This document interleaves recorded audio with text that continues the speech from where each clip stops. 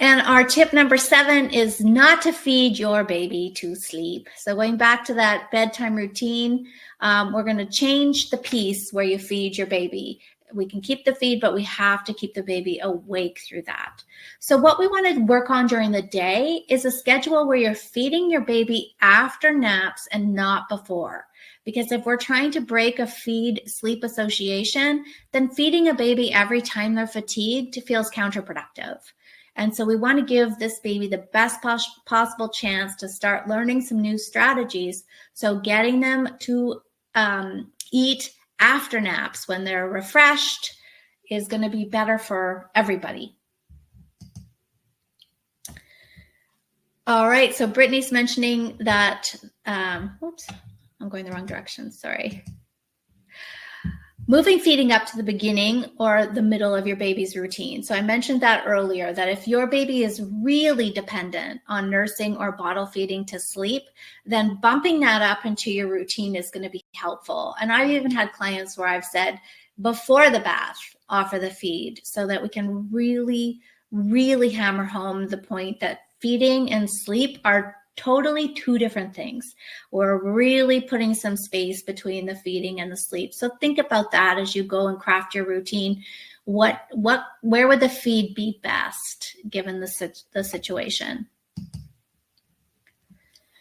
Now, because your baby's so habit dependent on nursing or bottle feeding to sleep, this is going to be tough at first to keep them awake, because they're feeding and they're going to think, what are you doing? Like, this is my cue to start falling asleep. Why are you stopping me? So it's going to feel a little foreign to your baby and to you, because up until now, you've just been praying that this baby will fall asleep quickly while you're feeding them. And now we're kind of changing our whole mindset about that. So some tips for dealing with that is keep talking. Right? A baby loves to hear the sound of his mom's voice. And so just talking in a really soothing tone will often keep them looking at you instead of starting to fall asleep. Another idea would be to tickle, poke him, tickle him, talk to him, do whatever you have to do to keep him with you through this feed. Singing is helpful too. Sometimes really loud singing can help, or coughing even can kind of startle your baby awake again if they're starting to fall asleep while eating. And keeping the lights on.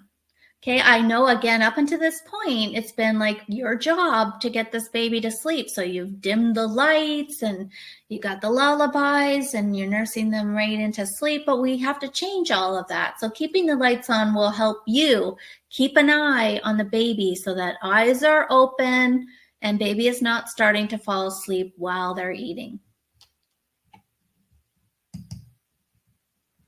Yes, this is a reminder. You want your baby to stay awake through the routine and then be put into the crib awake. We don't want a baby to take a rest during the routine, because that's just going to give them a renewed sense of energy. So they're going to fight even harder once they get to the crib if they've had rest time in the routine. So we want to make sure we're keeping this baby awake through the whole routine and into the crib. Heidi's mentioning that after 4 months of no sleep, no evenings, feeding her son to sleep 2 or 3 times, only to have him sleep for 1 to 3 hours, she hit her rock bottom. And now they have their sanity back, which I love to hear.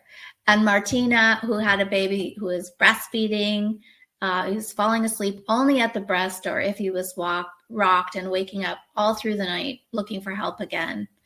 And he's now sleeping 10 to 11 hours, and it just took a few nights, which is awesome to hear.